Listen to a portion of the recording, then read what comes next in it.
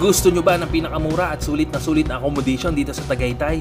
Ayan, pumunta tayo dito sa may Olivares, dito sa may Tagaytay Prime Residence. Ayan, kitang-kita nyo naman yung building, ang taas oh. At alam nyo ba, nagre-range lang sila ng 1,500 pesos. At alam nyo ba na hanggang 6 na katao pwede dito?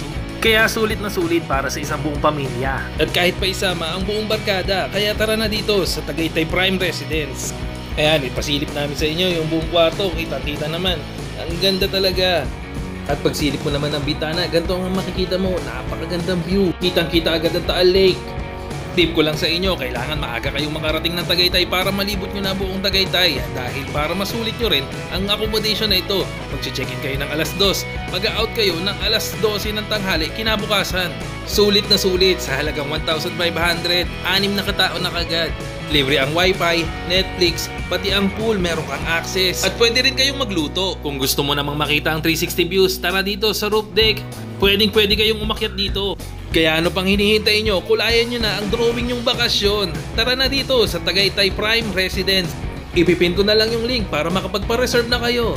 Tara na, Tagaytay na tayo.